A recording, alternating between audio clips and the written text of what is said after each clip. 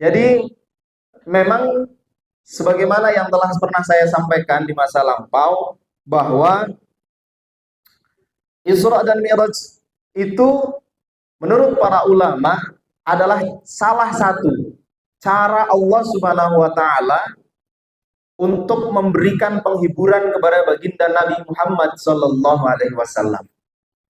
Kita diisrakan nih di perjalanan, diperjalankan minal Bukit Waringin ila mana nih? Daerah mana nih namanya? Gadok. Sebegitu cintanya baginda Nabi Muhammad sallallahu alaihi wasallam kepada kita. Tidak hanya ketika beliau hidup, tidak hanya ketika beliau meninggal dunia, bahkan sampai di hari akhir nanti.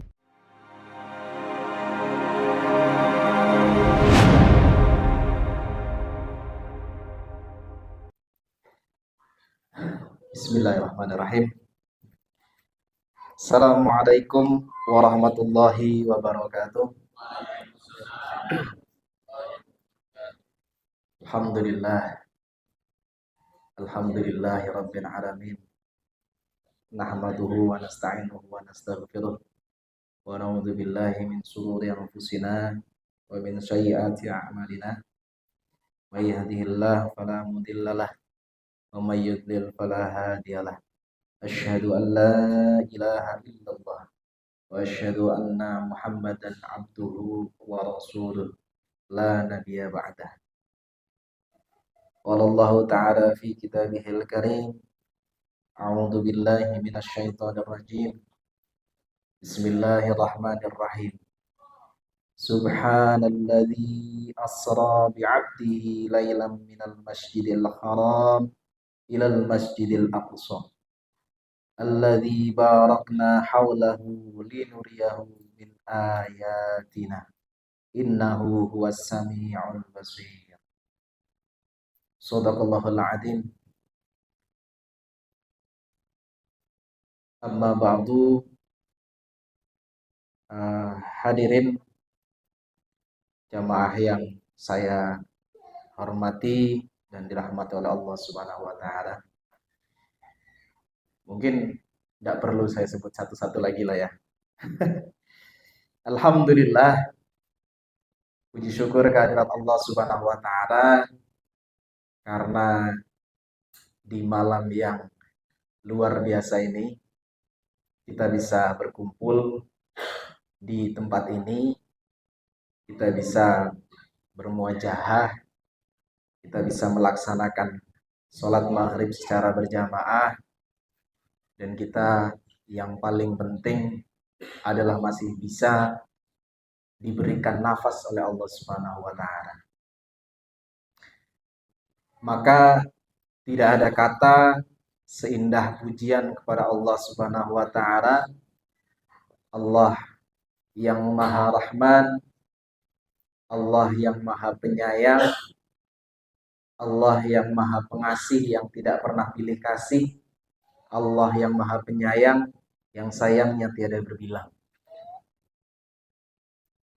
Hadirin yang dirahmati Allah,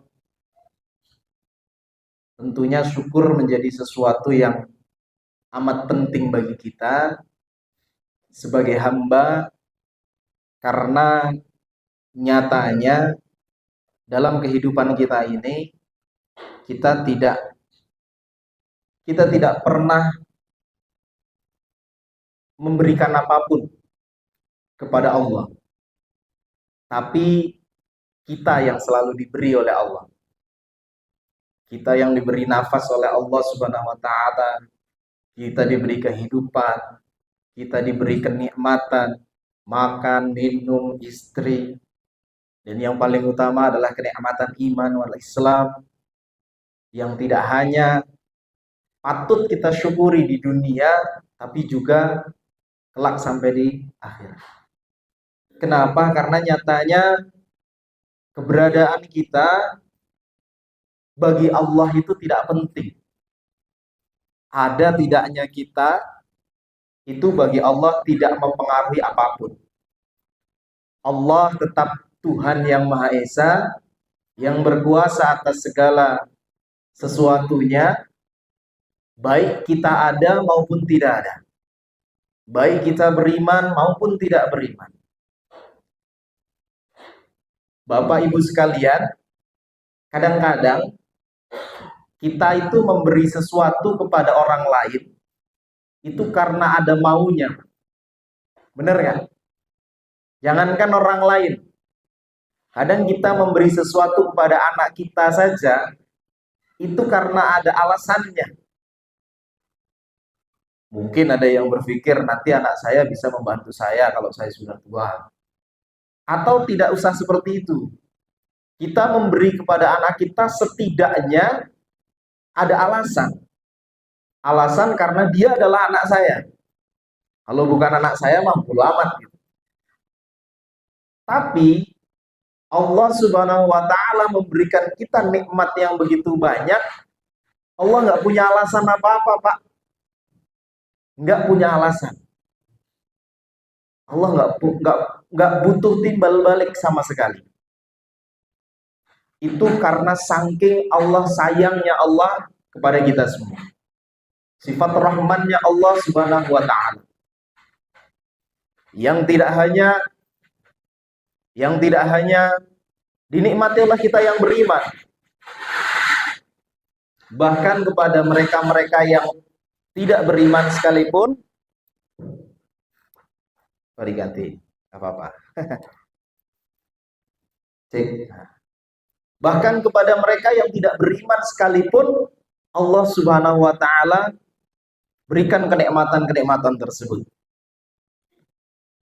Jadi memang Allah tidak punya alasan sama sekali kepada kita untuk memberi kepada kita. Maka dari itu, syukur itu sudah barang tentu sesuatu yang memang seharusnya kita senantiasa tujukan kepada Allah Subhanahu wa taala. Bahkan tanpa perlu iming-iming bahwa ketika kita bersyukur akan ditambah nikmatnya. Mau ditambah nggak ditambah itu urusan Allah Subhanahu wa taala. Seperti misalnya pada malam hari ini, kita ada di tempat ini, di tempat yang luar biasa ini, mulai dari tadi siang kita sampai di tempat yang Masya Allah, Subhanallah, sangat indah sekali. Itu sebuah kenikmatan yang luar biasa. Gimana bapak-bapak di sini? Sudah seneng nggak kira-kira? Seneng ya? Pemandangannya luar biasa. Masya Allah. Adik-adik sudah berenang? Nah, udah. Ibu-ibunya berenang juga nggak? Oh, belum. Bapak-bapaknya sudah ya? Sudah berenang, sudah main bola. Oh dingin. Sudah main bola. Ya, sudah main game dan lain sebagainya. Tentu itu semua kenikmatan yang memang sepantasnya dan selayaknya kita syukuri. Kita ucapkan terima kasih kepada Allah Subhanahu wa taala. Hadirin yang dirahmati Allah, pada malam hari ini insya Allah saya ingin sedikit mengulas pembahasan di pertemuan pertama dulu 2 tahun yang lalu, bahwasannya kita melaksanakan kegiatan tadabbur alam ini dalam rangka peringatan Isra wal Mi'raj. Isra-nya Nabi Muhammad sallallahu alaihi wasallam dan Mi'rajnya Nabi Muhammad sallallahu alaihi wasallam. Enggak ada bannernya. Nah, ada di depan. Jadi memang sebagaimana yang telah pernah saya sampaikan di masa lampau, bahwa Isra dan Mi'raj itu menurut para ulama adalah salah satu cara Allah Subhanahu wa taala untuk memberikan penghiburan kepada baginda Nabi Muhammad sallallahu alaihi wasallam. Menurut sejarahnya, ketika kita belajar sirah Nabawi, kita mengetahui bahwa ketika terjadi peristiwa Isra dan Mi'rajnya Nabi Muhammad SAW itu adalah tahun-tahun duka cita bagi Nabi Muhammad SAW. Dakwah di Mekah itu tidak mudah, Bapak Ibu sekalian. Mendakwahi orang-orang Quraisy itu nggak mudah. Sungguh berat bagi baginda Nabi. Beruntungnya Nabi Muhammad SAW ketika berada di Mekah, beliau tidak sampai dibunuh oleh kaumnya karena beberapa hal. Menurut para ulama, yang pertama adalah karena secara nasab beliau dilindungi oleh paman beliau. Siapa, ada yang tahu? Abu Lahab. Oh, bukan ya? Abu Thalib. Jadi beliau dilindungi oleh Abu Thalib, mendapat perlindungan dari beliau. Jadi tidak ada satupun orang-orang Mekah yang berani memusik baginda Nabi Muhammad SAW. Dalam arti sampai membunuh beliau. Yang kedua adalah karena beliau menikah dengan sosok seorang wanita yang mempunyai yang mempunyai pengaruh yang besar di Mekah kala itu, yakni Sayyidah Khadijah radhiyallahu anha, di mana beliau seorang saudagar kaya raya. Jadi Nabi Muhammad SAW tidak sampai dibunuh oleh kafir Quraisy itu karena perlindungan dari pamannya, dan juga karena beliau merupakan suami dari seorang tokoh wanita yang kaya raya di sana, yakni Sayyidah Khadijah. Tapi kita ketahui bersama bahwa tahun di mana baginda Nabi di Isra dan di Mi'rajkan, kedua orang yang melindungi beliau, kedua orang yang menyayangi beliau, yang menjadi benteng beliau, yang mengorbankan jiwa dan raganya untuk beliau, Allah panggil meninggal dunia. Maka secara mental baginda Nabi SAW mengalami kesedihan yang luar biasa. Maka dari itu Allah Subhanahu wa taala memperjalankan baginda Nabi Muhammad SAW dari Masjidil Haram ke Masjidil Aqsa. Itu salah satunya adalah dalam rangka penghiburan untuk beliau. Salah satunya. Nah, kita hebatnya teman-teman dari Mushola Al-Islah, Masya Allah, ini kita juga memperingatinya dengan cara diisrokan, meskipun kita nggak sampai Mi'raj. Oh, kita Mi'raj juga ya. Nah, kita diisrokan nih, diperjalankan minal Bukit Waringin ila mana nih? Daerah mana nih namanya? Gadok. Ini hebatnya, Masya Allah. Teman-teman dari musola ini punya agenda, sudah berjalan 3 kali ya. Ini mengisrokan kita minal Bukit Waringin ila Gadok. Kemudian mi'rajkan kita juga dari di bawah ke atas. Ya naik dikit lah ya. Tapi kan beda ya Pak. Di Bukit Waringin panas, di sini dingin.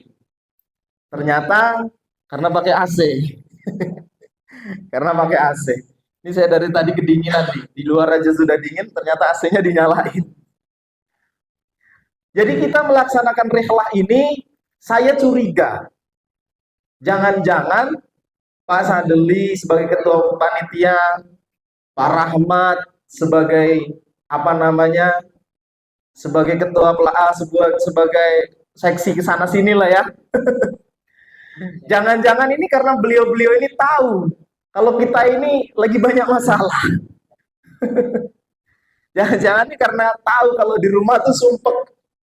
Ibu-ibu nggak pernah diajak jalan-jalan sama suaminya kan? Sama sekali lah. Nggak apa-apa, mumpung suaminya ada.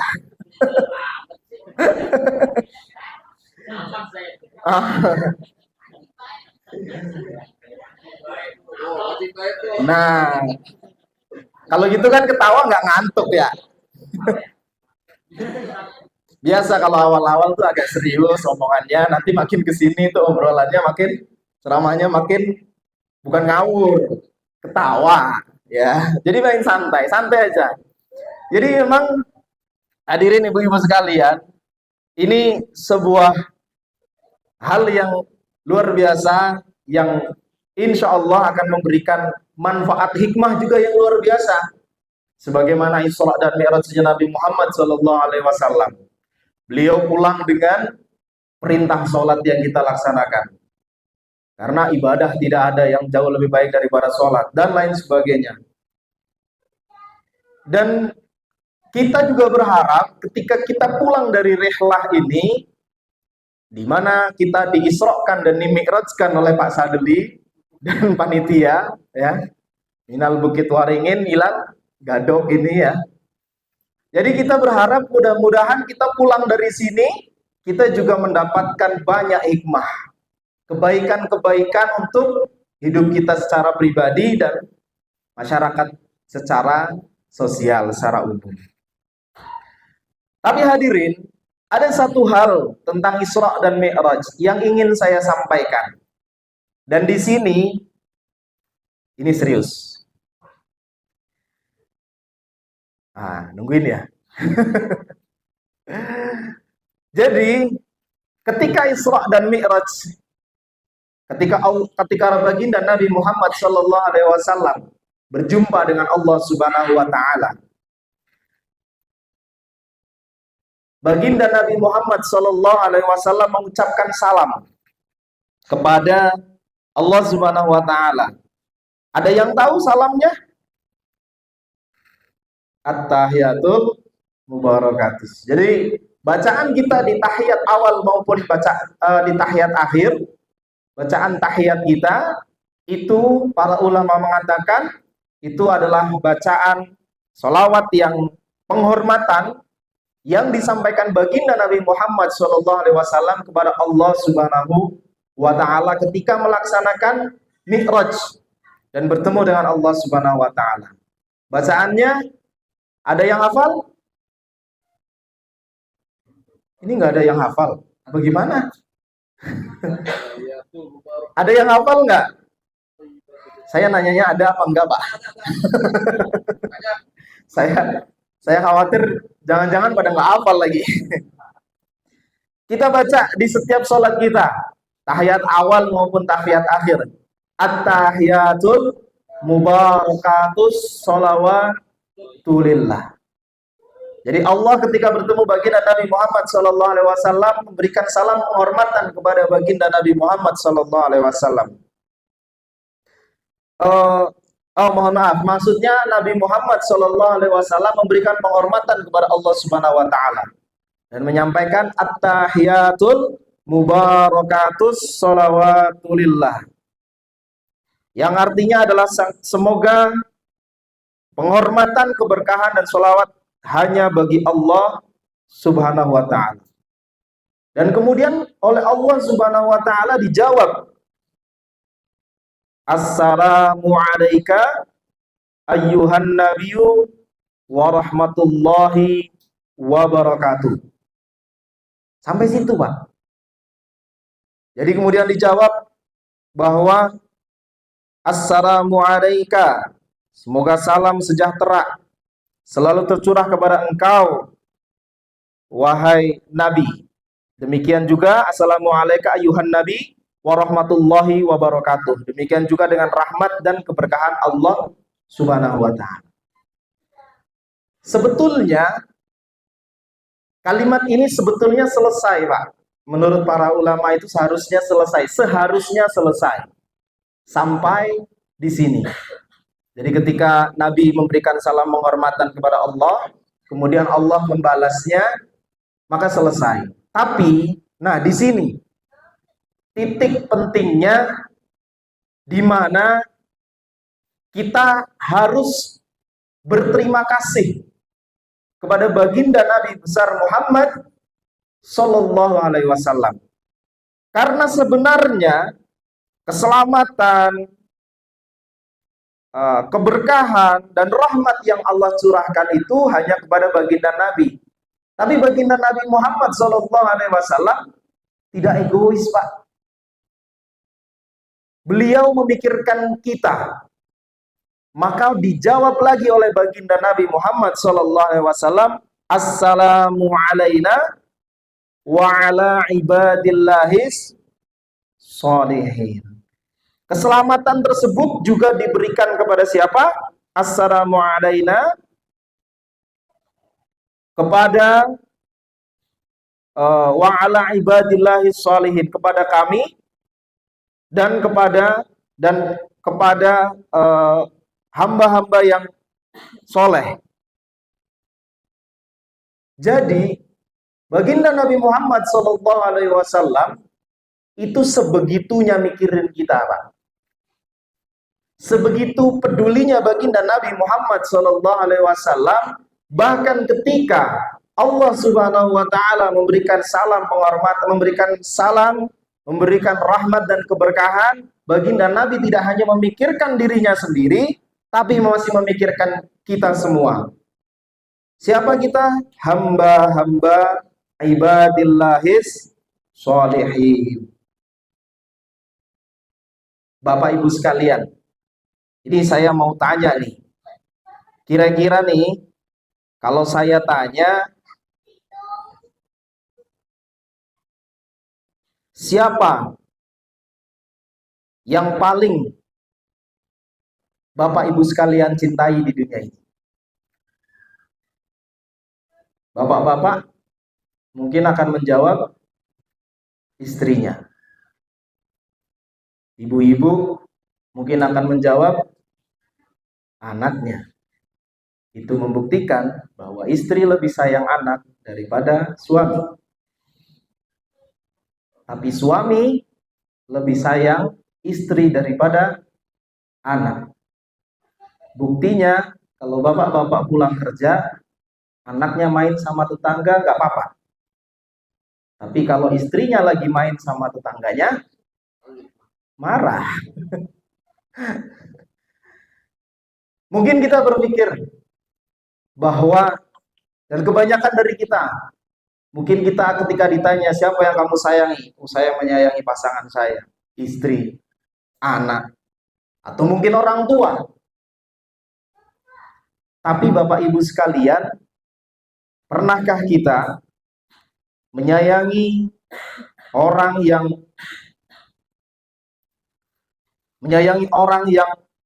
begitu lebih menyayangi kita daripada orang tua kita, yang lebih menyayangi kita daripada pasangan kita, yang lebih menyayangi kita lebih daripada anak-anak kita? Siapakah beliau? Beliau adalah baginda Nabi besar Muhammad sallallahu alaihi wasallam.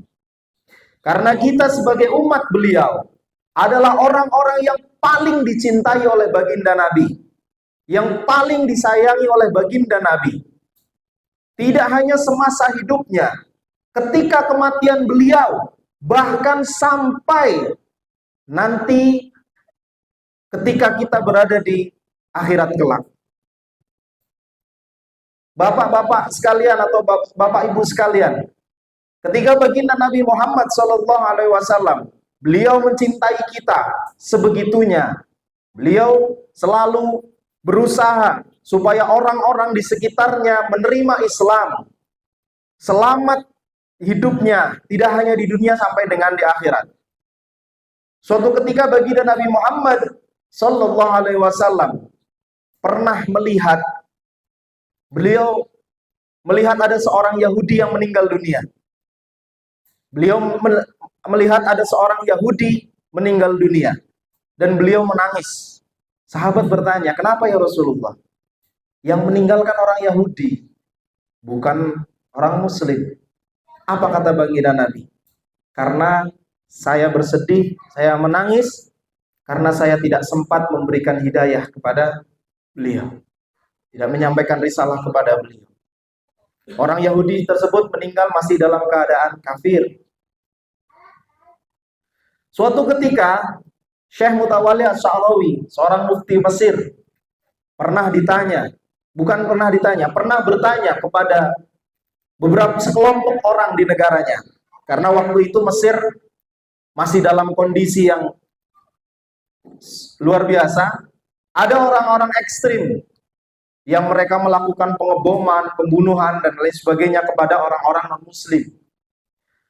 Suatu ketika Syekh Mutawalli Asy-Sya'rawi bertanya kepada mereka, kira-kira menurut kalian, kata Syekh, orang-orang yang kalian bom, orang-orang yang kalian bunuh itu, mereka itu kira-kira mati dalam keadaan muslim atau kafir? Maka para orang-orang ini menjawab, mereka mati dalam keadaan kafir. Kalau mereka mati dalam keadaan kafir, kira-kira mereka masuk surga atau neraka? Mereka masuk neraka, konsekuensi logis. Bahwa ketika orang kafir meninggal dunia, mereka masuk neraka. Kemudian Syekh Mutawalli Asy-Sya'rawi bertanya lagi, kira-kira seandainya baginda Nabi besar Muhammad Sallallahu Alaihi Wasallam ada di sini, melihat apa yang kalian lakukan, apakah baginda Nabi akan senang ketika begitu banyak orang-orang yang mati dalam kondisi kafir, bahkan sebelum sampai risalah kepada mereka? Karena tadi ketika satu orang Yahudi yang mati dalam keadaan kafir, baginda Nabi juga sangat bersedih. Apalagi ini mungkin puluhan atau ratusan. Maka dari situ kemudian orang-orang ini berpikir dan akhirnya bertaubat. Hadirin yang dirahmati Allah, sebegitu cintanya baginda Nabi kepada kita. Bahkan ketika kita melakukan kesalahan, baginda Nabi juga selalu memberikan ampunan kepada kita. Dan salah satunya yang lain, contoh lagi kenapa baginda Nabi Muhammad SAW begitu sayang kepada kita, adalah baginda Nabi SAW tidak pernah mempersulit kita dalam hal ibadah. Tidak pernah, bahkan dalam hal agama, tidak pernah mempersulit kita. Makanya kalau kita belajar fikih, kita tahu ada hukum yang namanya wajib, ada yang sunnah, ada yang mubah. Kenapa sampai ada hukum yang sunnah? Para ulama berpendapat bahwa kenapa bisa sampai ada yang sunnah? Karena memang baginda Nabi Muhammad SAW tahu perkara-perkara tersebut tidak mungkin semua umatnya bisa menjalankan. Di sini kira-kira yang rutin puasa Senin Kemisnya siapa? Coba angkat tangan. Ada? Masya Allah. Kira-kira di sini ada yang rutin sholat tahajudnya siapa? Angkat tangan. Saya juga nggak angkat tangan. Ya karena memang seperti itu. Baginda Nabi Muhammad SAW tahu. Baginda Nabi Muhammad SAW paham bahwa memang tidak semua umatnya mampu mengamalkan tersebut. Makanya beliau menjadikan hal itu sebagai sunnah. Kalau seandainya beliau tahu bahwa kalau beliau nggak peduli gitu ya, oh udah jadiin wajib aja. Bisa atau nggak bisa bodo amat. Tapi baginda Nabi sesayang itu sama kita. Baginda Nabi sayang itu sama kita. Itu semasa hidup beliau. Belum lagi ketika beliau wafat. Kita sudah sering sekali mendengar di mana-mana.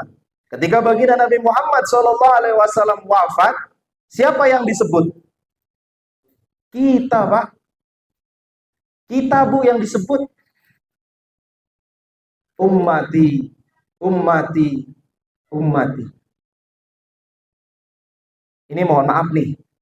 Saya mau nanya dikit ya. Di sini ada yang bapak atau ibunya sudah meninggal dunia? Ada? Oh.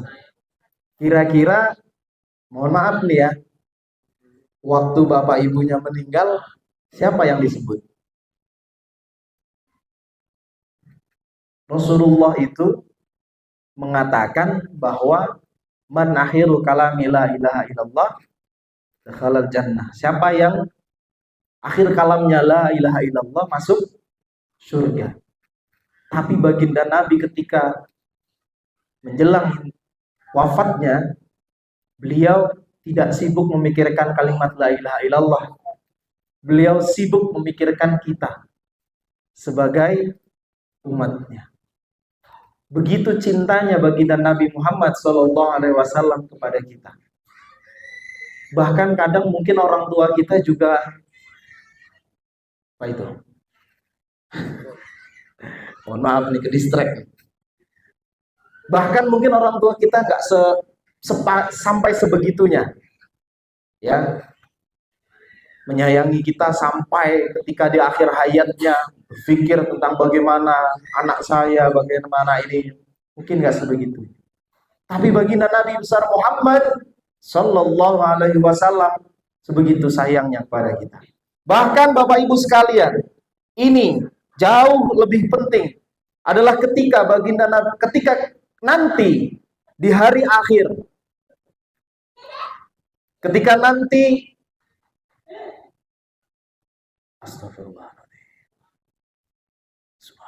ketika nanti di hari akhir, Bapak Ibu sekalian, setelah sangkakala ditiupkan, terjadi hari kiamat, kemudian kita dibangkitkan oleh Allah Subhanahu wa taala. Kita dikumpulkan oleh Allah Subhanahu wa taala di padang mahsyar. Di saat itu sudah tidak ada lagi yang peduli sama kita, Pak. Di saat itu kata Allah di dalam surat Abasa, yauma yafirrul mar'u min akhi, kata Allah. Pada hari itu manusia lari dari saudaranya, Bapak Ibu sekalian. Saudara di dunia, saudara yang ketika di dunia mungkin kita sekolahkan, kita urus, ketika kita biayai, kita bantu hidupnya, ketika di yaumil akhir nanti, mereka semua lari dari kita. Yauma yafirrul mar'u min akhihi wa ummihi wa abihi. Bahkan bapak ibu kita juga nggak peduli, Pak. Bapak ibu kita nggak peduli. Ketika terjadi kiamat nanti, ketika di yaumul akhir nanti, saudara kita tidak peduli. Bapak ibu kita tidak peduli. Wa sahibatihi wa bani. Teman-teman kita nggak ada yang peduli, Pak. Anak-anak kita nggak ada yang peduli sama kita. Kita berlarian ke sana kemari. Kita bingung dengan apa yang terjadi. Kita minta tolong pada siapa? Semuanya meninggalkan kita. Karena likulli imri'in minhum yauma idin sya'nu yughni. Mereka semua juga punya urusannya masing-masing. Mereka sibuk dengan urusannya masing-masing. Di ayat yang lain dikatakan yauma la tamliku nafsin li nafsun syai'a. Yauma la tamliku nafsun li nafsin syai'a. Kalau di hari kiamat nanti, di hari akhir nanti, semua orang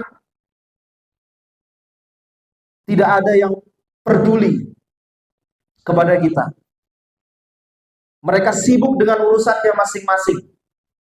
Bapak kita sibuk dengan hisabnya masing-masing. Ibu kita sibuk dengan hisabnya masing-masing. Saudara kita, sahabat kita, teman-teman kita, sibuk mereka semua dengan urusannya masing-masing. Bahkan ketika para nabi yang lain dimintai tolong, dimintai syafaat dari umatnya, mereka semua menolak. Datang kepada Nabi Ibrahim alaihissalam.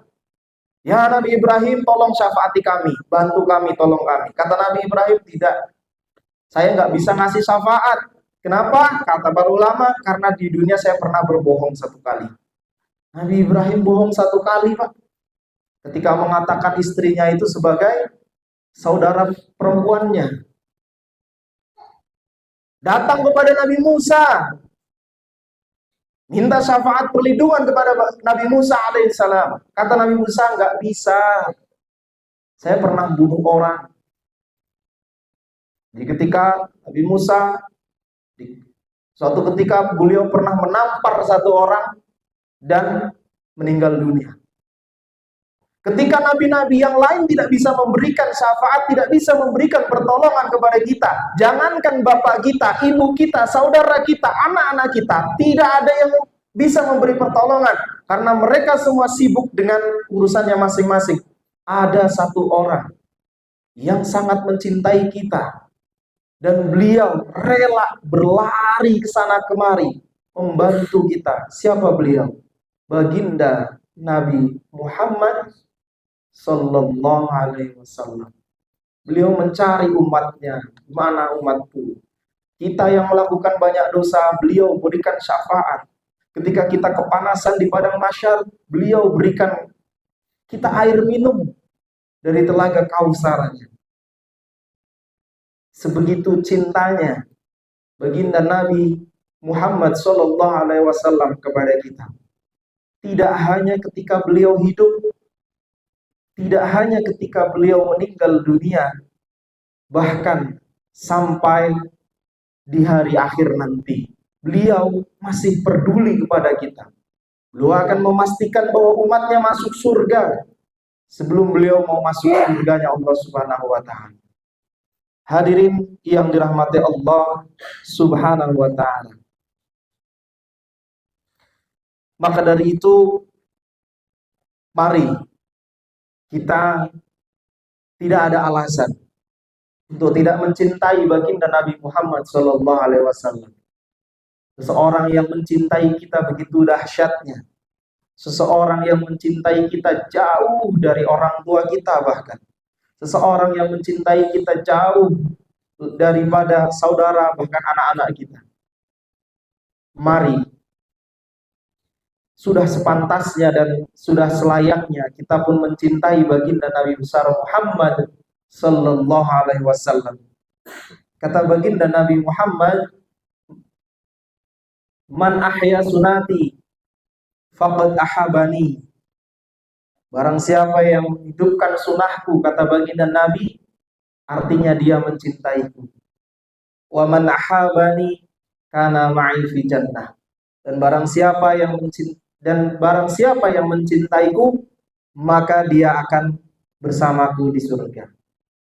Di hadis yang lain, Rasulullah mengatakan, anta ma'a man ahbabta, kalian akan bersama dengan orang yang kalian cintai.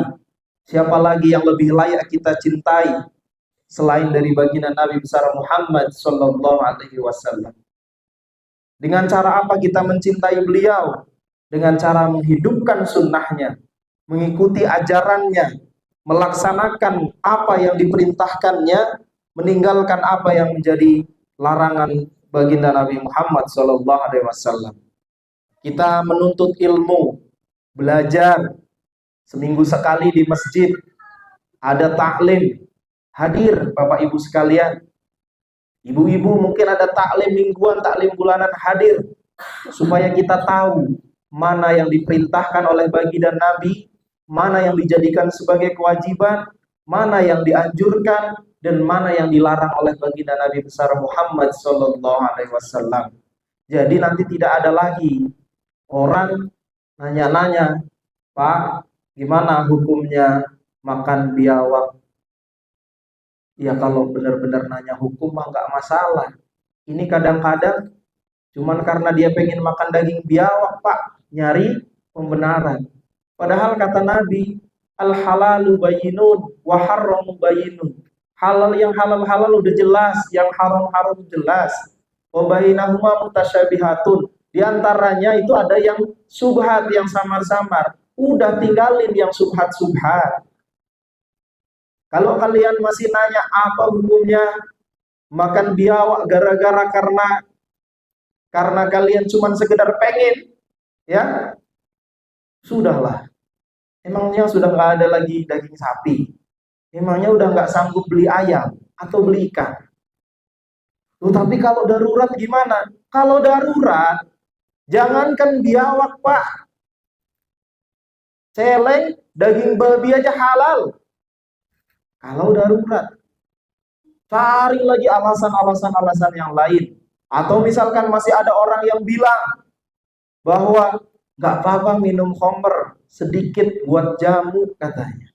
Padahal baginda Nabi sudah mengatakan yang sedikitnya memabukkan, banyaknya haram. Mohon maaf, yang banyaknya memabukkan, sedikitnya juga haram. Kenapa lagi kita masih harus seperti itu? Yang masih berselisih dengan tetangga, ya, yang masih berselisih dengan tetangga. Kenapa? Kan padahal baginda Nabi Shallallahu Alaihi Wasallam sudah mengatakan, "Man kana yu'minu billah wa bil yaumil akhir falyukrim jarahu," misalkan. Barang siapa yang beriman kepada Allah dan beriman kepada hari akhir, maka muliakanlah tetangga. Dan lain sebagainya. Mari kita jadikan kehidupan kita, keseharian kita adalah dalam rangka melaksanakan apa yang diajarkan oleh baginda Nabi besar Muhammad Sallallahu Alaihi Wasallam. Semata-mata karena apa? Karena kita mencintai beliau. Kenapa kita mencintai beliau? Karena tidak ada orang yang lebih layak kita cintai di dunia ini selain beliau.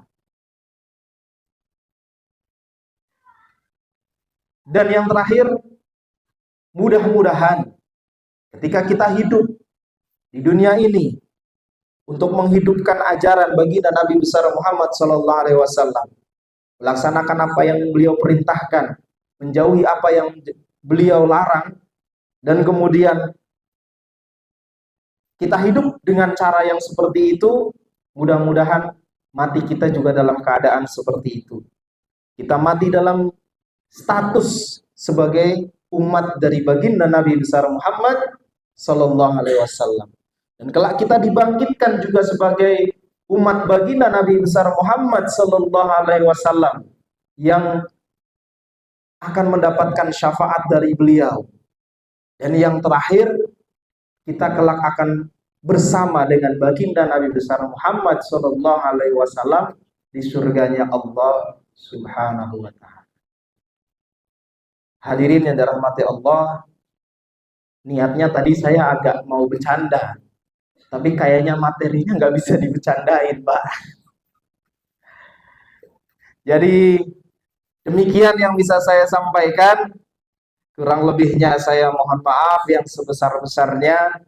Mari kita pulang dari sini, kita membawa semangat baru, semangat, dan kita tumbuhkan kembali kecintaan kita kepada baginda Nabi dengan cara mengamalkan apa-apa yang diajarkan oleh baginda Nabi besar Muhammad SAW.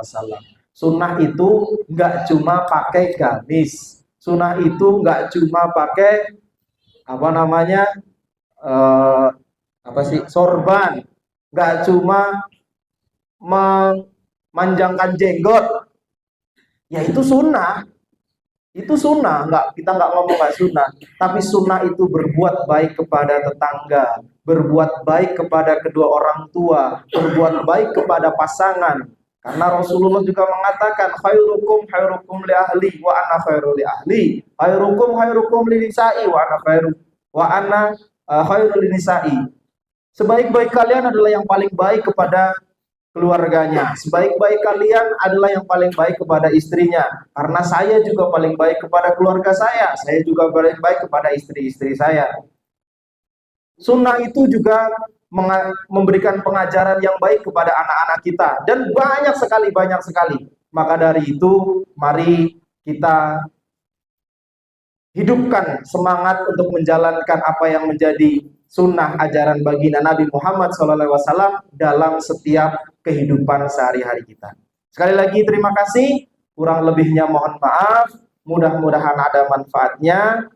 Saya akhiri dan mari kita tutup majelis pada malam hari ini. Sebelum saya akhiri, kita tutup dengan bacaan doa kafaratul majelis bersama. Subhanakallahumma wa bihamdika asyhadu an la ilaha illa anta astaghfiruka wa atubu ilaik. Saya akhiri, billahi taufiq wal hidayah wal afu minkum. Wassalamu alaikum warahmatullahi wabarakatuh.